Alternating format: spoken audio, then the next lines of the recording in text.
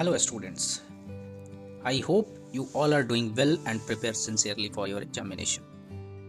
This video is especially prepared for mechanical engineering students, where I am going to discuss the most important question of material science. ये video basically mechanical engineering के छात्रों के लिए हैं, जहाँ पे हम लोग डिस्कस करेंगे मटेरियल साइंस एंड इंजीनियरिंग के सब्जेक्ट को, उसके जो मोस्ट इंपॉर्टेंट क्वेश्चन है उसको डिस्कस करेंगे, which are highly expected in upcoming supplementary examination. जो क्या है कि जो आपका हाईली एक्सपेक्टेड है, मतलब काफ़ी चांस है कि वो सारा क्वेश्चन आपके एग्जाम में देखने को। So please stay calm and stay focused and watch this video till the end तक ये वीडियो को आप देखिए, जिस वीडियो में हम लोग यहाँ पे मैकेनिकल इंजीनियरिंग के मटेरियल साइंस के टॉपिक को, उसके क्वेश्चंस को डिस्कस करेंगे कि किस तरह के क्वेश्चन पूछे जाएंगे, और एक दो क्वेश्चन की मदद से उसको देखेंगे कि कैसे आंसर को लिखना है। अब स्टूडेंट, ये वीडियो उन सभी स्टूडेंट के लिए बहुत ही महत्वपूर्ण है जो सेमेस्टर 3 का मैकेनिकल इंजीनियरिंग में सप्लीमेंट्री एग्जाम देने जा रहे हैं। यहाँ पे क्या है कि जो सप्लीमेंट्री एग्जाम है थोड़ा बहुत प्रेशर तो क्रिएट करता है, बट क्या है कि अगर आप सारे क्वेश्चन को सही से फोकस कर लेंगे, क्लियर कर लेंगे, तो कोई दिक्कत नहीं। सो इस सब्जेक्ट में जनरली स्टूडेंट को प्रॉब्लम होती है। क्यों प्रॉब्लम होती है? क्योंकि उनके पास कॉन्सेप्ट, जो भी कॉन्सेप्ट है वो ज़्यादातर कॉन्सेप्ट थ्योरेटिकल कॉन्सेप्ट्स है, डायग्राम्स और डिफिनेशन कंफ्यूज कर देते हैं। सो थोड़ा बहुत ये सब्जेक्ट को करने में कंफ्यूजन होती है। सो हम क्या देखेंगे कि ये सब्जेक्ट में बेसिकली हम लोग क्या देखेंगे कि इस सब्जेक्ट में हम लोग क्या क्या सीखेंगे इस सब्जेक्ट में। पहले तो ये जो वीडियो है बेसिकली हम लोग ये जाने कि इस वीडियो में हम लोग क्या क्या सीखने वाले हैं। सबसे पहली चीज कि हम लोग क्या क्या सीखेंगे। मान लिया कि कोई भी टॉपिक अगर हम पढ़ रहे हैं तो टॉपिक से कुछ सीखना होता है, तो सबसे पहला चीज हम लोग का मोटो रहेगा कि कौन सा क्वेश्चन एग्जाम में पूछे जाते हैं, कौन कौन सा क्वेश्चन इंपॉर्टेंट जो क्वेश्चन है उसके बारे में। दूसरा चीज क्या है कि कोई भी जो लॉन्ग क्वेश्चंस आपके पूछे जाते हैं वो एग्जाम के लिए सेफ है, मतलब कौन सा क्वेश्चन एग्जाम के लिए में पूछा जाता है और कौन सा एग्जाम में सेफ है, आंसर को कैसे लिखना चाहिए, ये सब चीजों के बारे में हम इस वीडियो के माध्यम से डिस्कस करेंगे। स्टूडेंट, एक बात याद रखना, सप्लीमेंट्री एग्जाम में परफेक्ट आंसर नहीं, रिलेवेंट और जो प्रॉपर है, बेसिकली जो सप्लीमेंट्री का एग्जाम होने वाला है उसमें क्या करना है कि उसमें एकदम परफेक्ट आंसर हो, ये जरूरी नहीं।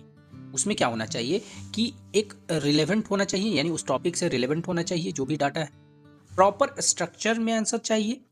यानी अगर आप देखो, 2-3 चीज पढ़ने का तरीका है। अगर आप यहाँ पे क्या करते हो, पहला चीज क्लियर करते हो डिफिनेशन क्लियर है।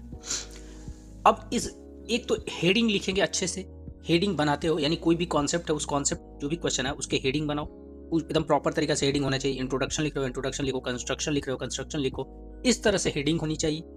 तीसरा, जो भी क्वेश्चन में डायग्राम से रिलेटेड क्वेश्चन है उसके डायग्राम आपको प्रॉपर होने चाहिए। तो बेसिक बात है, मार्क्स मिलेगा ही मिलेगा। ये 2-3 चीजों पे अगर आप किसी क्वेश्चन में फोकस करके देखो, एक भी क्वेश्चन में फोकस करके देखो, देखना 100% है कि आपको मार्क्स मिलेगा। और जाहिर सी बात है कि जब भी आप सब्जेक्ट को जब लिखने का प्रैक्टिस करो, तो क्या करो कि शुरुआत में क्या करना चाहिए कि जो भी क्वेश्चन अगर आपको आ रहा है वो क्वेश्चन को प्रॉपर तरीके से उस एग्जाम के कॉपी में आप लिखो, ठीक है। तो सबसे पहले यानी हर क्वेश्चन में आप क्या करना चाहिए, हर क्वेश्चन में आप क्या करो कि सबसे पहला चीज क्या करो कि हर क्वेश्चन में पहला इंट्रोडक्शन लिखो, इंट्रो बताओ। दूसरा क्या कि उसका मेन एक्सप्लेनेशन क्या है, एक्सप्लेनेशन क्या है वो बताओ। अगर डायग्राम है आपके क्वेश्चन में वो डायग्राम बता दो, और साथ में एक नोट पॉइंट लिख दो जिसमें सारे क्वेश्चन का बेसिक थ्योरी क्या है वो पता चले। और बेसिक चीज है कि जो भी लैंग्वेज आता है, जिस लैंग्वेज में आप कंफर्टेबल है उस लैंग्वेज में आप लिख सकते हैं प्रॉपर तरीके से।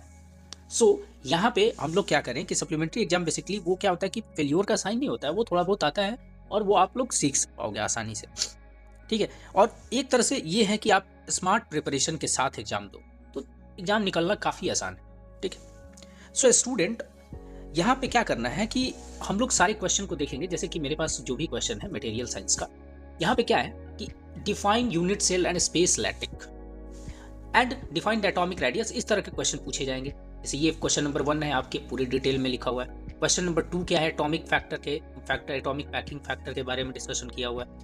ये प्राइमरी और सेकेंडरी जो मॉलिक्यूलर बॉन्ड होता है उसके बारे में डिस्कशन किया गया है। फिर क्या है यहाँ पे जो कास्ट आयरन होता है उसके कंपोजिशन और प्रॉपर्टीज के बारे में डिस्कस किया गया है।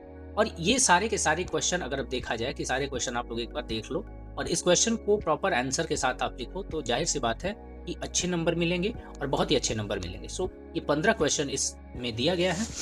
इस 15 क्वेश्चन के माध्यम से हम लोग चीज़ों को देखेंगे। अब यही सारी चीज़ें हैं जिससे माध्यम से, जैसे कि ये नोट्स बना हुआ है मटेरियल साइंस का, यूनिट सेल क्या होता है, स्पेस लैटिक क्या होता है, उसके सारी चीज़ों के बारे में यहाँ पे डिस्कशन किया। जैसे भी हो, नेक्स्ट क्लास में हम सारे क्वेश्चन को प्रॉपर तरीके से, अगर जितना टाइम मिले उस टाइम के आधार पे हम लोग डिस्कस करेंगे। सो यहाँ पे आप लोग प्रॉपर तरीके से देखिए, यहाँ पे नज़र आ रहा होगा और उसको आप खुद से लिख सकते हैं या नोट्स बना सकते हैं।